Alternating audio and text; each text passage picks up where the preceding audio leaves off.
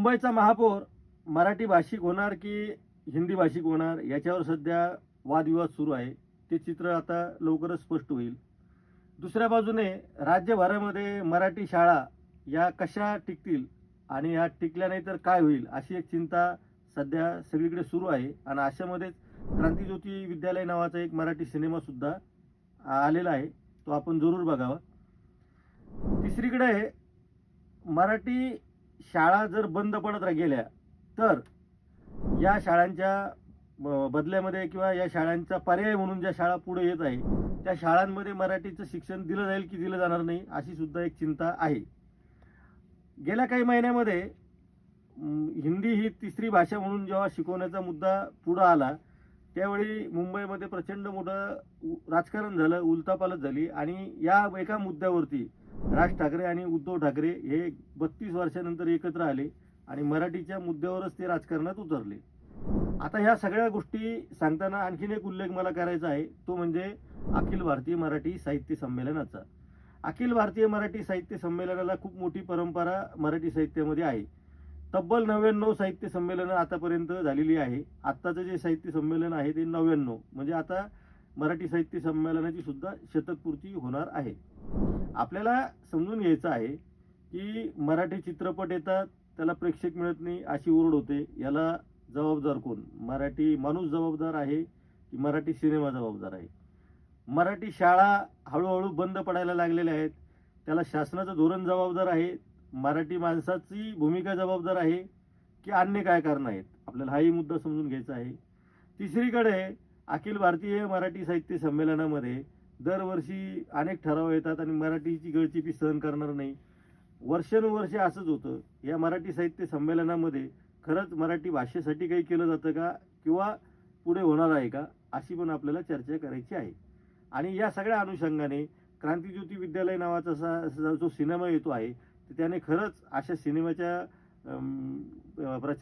प्रसारामुळे मराठी भाषेसाठी सरकार खडबडून जागा होणार आहे की नाही?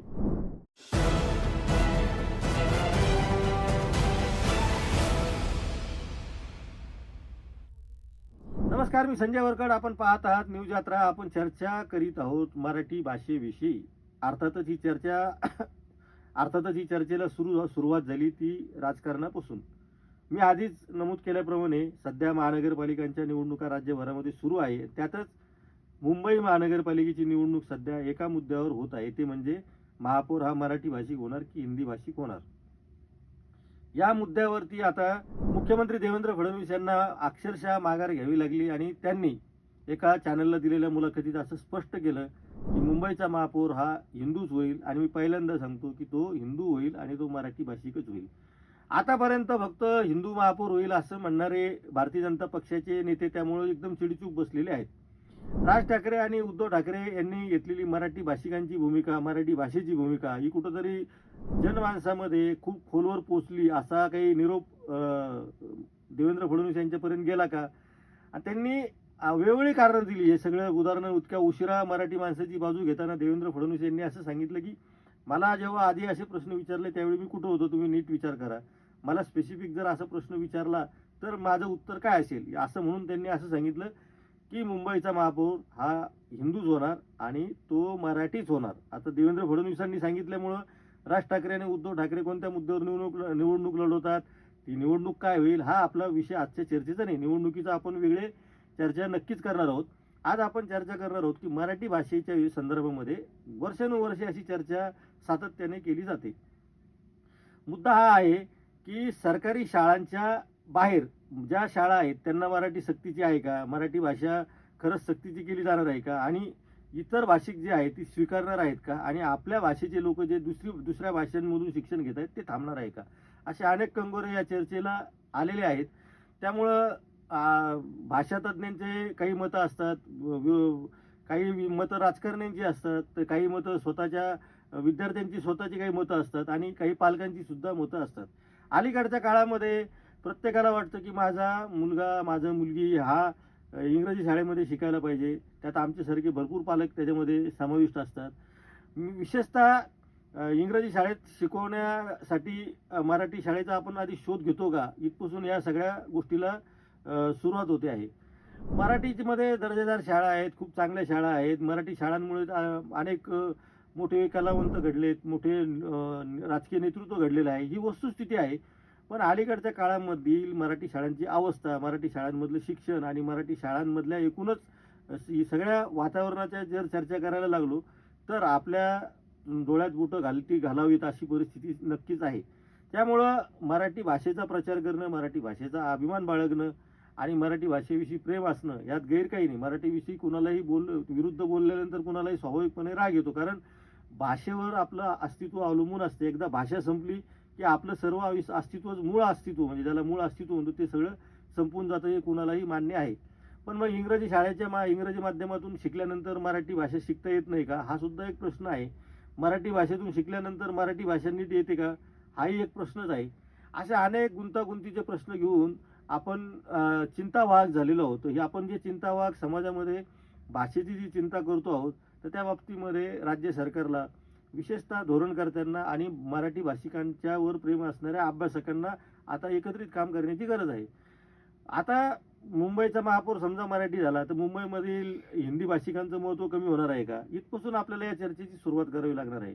पण मग मराठी भाषा पुरतं हा मराठीचा महापौर हा इथपर्यंतच मर्यादित मुद्दा आहे का मुंबईच्या राजकारणाचा? तर नाही, कारण तो त्याही पलीकडे आहे. मुंबईमधील मराठी माणसाचे आर्थिक हितसंबंध, मुंबईमधील मराठी माणसाचं अस्तित्व, मुंबईमधील मराठी माणसाचं सर्व्हायव्हल, ज्याला आपण काय म्हणतो की त्याला त्याच्या अस्तित्वाची लढाई, ही त्या सगळ्या गोष्टींवर अवलंबून आहे. त्यामुळं तिथं मराठीचा मुद्दा राजकारणामध्ये चालू असतो. आता हाच मुद्दा राजकारणामधून आपण जेव्हा शिक्षणामध्ये घेऊन येतो, त्यावेळी हा अत्यंत गुंतागुंतीचा बनतो. अनेक पालकांना अशी इच्छा असते की मराठी शाळांमधूनच आपल्या मुलाला शिकवावं, पण आजूबाजूला जेव्हा त्या प्रवेश घ्यायला जातात, आता ही या विषयावर मोकळी चर्चा करा, आपल्या कॉमेंट मनमोकळ्या टाका, कारण हा विषय सर्वांसाठी खुला आहे. कदाचित माझी काही मतं अनेकांना चुकीची वाटू शकत असतील, पण वस्तुस्थिती ही सुद्धा आहे की मराठी शाळांमध्ये जर प्रवेश घ्यायचा असेल तर त्या पद्धतीच्या शाळा आता खरंच अस्तित्वात आहेत का? मराठी शाळांना जी घरघर लागत आहे त्याला फक्त शासनच जबाबदार आहेत का? शासनकर्तेच जबाबदार आहे का? आज सरकार कुणाचं आहे याच्यावर आपण आजच्या सरकारवर टीका करू. त्याच्या आधी सुद्धा एक सरकार होतं, त्याच्या आधी एक सरकार होतं. मागच्या 25-30 वर्षामध्ये मराठी शाळांची जी दयनीय अवस्था होत गेली, त्याला सर्वच राज्यकर्ते जबाबदार आहे, सर्वच पक्ष जबाबदार आहे. असं आपण जेव्हा म्हणतो तेव्हा आपण सुद्धा किती जबाबदार आहोत याचा विचार करण्याची आत्ता नक्कीच वेळ आलेली आहे. माघारी मध्यंतरी काही बातम्या आल्या होत्या की मराठीच्या 600 शाळा बंद होण्याच्या मार्गावर आहेत. वस्तुस्थिती अशी आहे की या 600 शाळांमध्ये अतिरिक्त शिक्षकांची संख्या वाढलेली आहे आणि या शिक्षकांचं समायोजन करण्याची एक फार मोठी जबाबदारी सरकारवर येऊन पडलेली आहे. त्यामुळे शिक्षकांचं समायोजन करताना स्वाभाविकपणे त्या शाळांमध्ये विद्यार्थ्यांचा सुद्धा प्रश्न निर्माण झालेला होता आधी, हे आपल्याला लक्षात घेतलं पाहिजे. अशा मराठी जिथं शिक्षकांचं समायोजन करता येऊ शकतं किंवा करावं लागतं, अशा शाळांमधील विद्यार्थ्यांची संख्या घटत असताना आपण मराठी शाळा टिकल्या पाहिजे, जगल्या पाहिजे असं जेव्हा म्हणतो, त्यावेळी मराठी शाळेचा एकूण अभ्यासक्रम, मराठी शाळेचं वातावरण, मराठी शाळांचं इन्फ्रास्ट्रक्चर, मराठी शाळेतील शिक्षकांना मिळणारे वेतन, मराठी शाळांमधील विद्यार्थ्यांच्या शिक्षणाचा एकूण दर्जा याची पूर्णपणे चर्चा व्हायलाच पाहिजे. फक्त त्या भाषेतील शाळा आहे म्हणून चांगली आहे असं आपण जर म्हणणार असू तर ते आपल्याला कुठंतरी ती दिशाभूल करणारे होईल, धूळफेक करणारं ठरेल. आणि मी याच्यामध्ये परत असे याचे जातीपातीचे विषय मुद्दा मानायचे नाही. मुळात हा समाज म्हणून आपण याच्याकडे बघतो आहोत. तर मग साधारणपणे जो निम्न मध्यमवर्गीय वर्ग आहे तो सगळ्या अशा प्रचाराला बळी पडतो आणि तो भाषेच्या पालखी वाहता वाहता आपल्या मुलांचं भवितव्य त्याच्यामध्ये कुठंतरी पणाला लावतो का, हा सुद्धा विषय चर्चेला गेला पाहिजे. त्यामुळे या विषयावर सांगोपांग चर्चा होणं गरजेचं आहे. आता आपण येऊयात सिनेमाच्या बाबतीमध्ये. मराठी सिनेमांना प्रेक्षकच मिळत नाही अशी सारखी ओरड सातत्यानं सुरू असते. आणि या उलट काही असे सिनेमे येऊन गेले मराठीमध्ये की ज्यांनी हिंदी सिनेमांना सुद्धा मागे टाकले आणि हिंदी सिनेमांचे सुद्धा रेकॉर्ड तोडले, असे त्यांनी सिनेमा काढले. पूर्वीच्या काळात सुद्धा एकामागे एक सुपरहिट सिनेमे काढून दादा कोंडकेंनी विश्वविक्रम केलेले आहे, आपल्याला सगळ्यांना माहिती आहे. त्यामुळं आपल्याला फक्त लोकांना उपदेश करायचा की तुम्ही मराठी शाळेमध्ये मुलं टाका, त्यासाठी शाळा चांगल्या असल्या तर पालक नक्कीच मराठी शाळांमध्ये मुलं टाकतील, हा लक्षात घ्या. हा कुठल्याही मराठी शाळांच्या संस्थाचालकांवर ही टीका नाही. त्यामुळे तुम्ही तुमच्या काय अडचणी असतील तर त्याच्याशी संबंधित चर्चा आपण जरूर करूयात. विनाकारण वाद आपल्याकडे काय होतं, मराठी भाषेच्या संदर्भात चर्चा सुरू केली की वेगवेगळ्या मुद्द्यावर वाद सुरू होतात आणि हे वाद सुरू असताना सुद्धा मराठी भाषा कधी मेलेली नाही. तिच्यावर काही आक्रमण झालं, धोका झाला, काही जरी झालं तरी भाषा ही कधी संकटात आली असं कधी झालेलं नाही. त्यामुळं आपण त्या अनुषंगाने सुद्धा या मुद्द्याकडे बघतो. आपण मुद्दा चर्चा काय करतो आहोत, की मराठी शाळांमध्ये घरघर का लागलेली आहे, त्याला काय काय कारणं आहेत ती सुद्धा आपल्याला समजून घ्यावी लागणार आहे. जसं आपण मराठी चित्रपटांचं म्हटलं तसं मराठी शाळांच्या बाबतीतही हाच विचार करावा लागेल. आणि हिंदी भाषिक जे आहेत ते जर इंग्रजी माध्यमाच्या शाळेत जात असतील, तसेच जर मराठी भाषिकही इंग्रजी माध्यमांच्या शाळांमध्ये जात असतील, आणि ज्या शाळा पूर्णपणे सरकारच्या नियंत्रणाखाली नाही, कारण सरकारी परवानगी तर आवश्यक असते, पण फक्त सरकारची परवानगी घेतल्यानंतर सरकारला सुद्धा गेटच्या बाहेर उभे करणाऱ्या शाळा आपण बघितलेल्या आहेत. तर या सरकारला गेटच्या बाहेर उभ्या करणाऱ्या शाळा सरकारच्या पूर्ण नियंत्रणाखाली कशा येतील? आणि आता मुख्यमंत्र्याचं आपण विधान घेऊया, राज्याचे प्रमुख आहेत, त्यांनी अखिल भारतीय मराठी साहित्य संमेलनामध्ये हे विधान केलं की महाराष्ट्रामध्ये फक्त एकाच भाषेची सक्ती केली जाईल आणि ती म्हणजे मराठीची. आता हे मुख्यमंत्र्यांचं वाक्य आहे, त्यामुळं मराठी भाषिकांच्या बाजूने मुख्यमंत्री उभे राहिले, म्हणून या मुद्द्यापुरतं आपण त्यांचं अभिनंदन करूयात आणि त्यांना पूर्ण सहकार्य करूयात. आता त्यांनी हा मुद्दा पूर्णपणे फायनल करायला पाहिजे, शेवटपर्यंत नेला पाहिजे. तो असा की मराठीची सक्ती असेल असं मुख्यमंत्री जेव्हा म्हणतात, महाराष्ट्रामध्ये फक्त एकाच भाषेची सक्ती असेल ती म्हणजे मराठीचीच, असं जेव्हा देवेंद्र फडणवीस म्हणतात, तर त्या सक्तीचे त्यांनी नियम घातले पाहिजे. एक नंबरचा नियम असा असला पाहिजे की शाळा कोणत्याही माध्यमाची असो तिथं मराठी हे शिकवलं गेलंच पाहिजे आणि मराठी ही पहिली भाषा म्हणून शिकवली गेली पाहिजे. ही पहिली मागणी असली पाहिजे. म्हणजे तोपर्यंत म्हणजे अनेक शाळांमध्ये आता असं मला खूप जण सांगतात की नाही सर, तसं तर कायदा आहे की सगळ्यांनी मराठी शिकवावी. वस्तुस्थिती अशी आहे की किती शाळा हे नियम पाळतात, किती शाळा हे नियम पाळत नाही. आता मला माहिती आहे की ह्या व्हिडिओच्या खाली अनेक जण कॉमेंट करतील की सर तुम्हाला माहीतच नाही, मराठी शिकवावी हे सक्तीचंच आहे. मी मध्ये एकदा फेसबुकला पोस्ट टाकली होती, त्याच्या खाली सुद्धा अनेकांनी पोस्ट टाकल्या. तर मी म्हटलं ठीक आहे, आपण तो कायदा कधी केलेला आहे काही नाही आपल्याला सगळं माहिती आहे. खरंच तसं आहे का? खरंच मराठी शिकवलं जातं का इंग्रजी शाळांमध्ये? जर मुख्यमंत्री जर असं म्हणत असतील की मराठी भाषा ही सक्तीची आहे, तर मग ज्या शाळा शिकवत नाही मराठी भाषा, त्यांचं आपण काय करणार आहोत? याचं जरी उत्तर मिळालं तर मला असं वाटतं की अखिल भारतीय मराठी साहित्य संमेलनाच्या व्यासपीठावरून मुख्यमंत्र्यांनी केलेल्या विधानाला काही एक महत्त्व राहील. क्रांतिज्योती विद्यालय हा एक सिनेमात आलेला आहे, हा योगायोग म्हणावा लागेल की एका बाजूला हा सिनेमा रिलीज झाला, दुसऱ्या बाजूने मुख्यमंत्र्यांनी असं विधान केलेलं आहे, तिसऱ्या बाजूला नरेंद्र जाधवांची समिती हिंदी भाषा शिकवायची की नाही याच्या बाबतीमध्ये वेगवेगळ्या ठिकाणी पालकांची मतंही जाणून घेत आहे.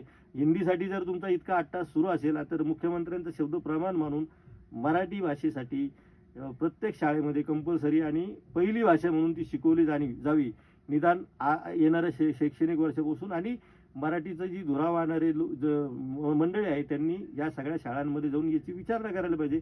पालकांनी सुद्धा विचारणा करायला पाहिजे की ठीक आहे, आपली मुलं मराठी शाळेत जात नाही, इंग्रजी शाळेत जात असतील तर ठीक आहे, पण त्या शाळेमध्ये मराठी शिकवलं जातं की नाही हे पालकांनी सुद्धा तपासलं पाहिजे. आजच्या पुरतं इतकंच. मराठीच्या या विषयावर आपण या पुढच्या काळातही बोलत राहणार आहोत. त्यामुळे आपण पाहत राहा न्यूज यात्रा हे आहे आपलं चॅनल.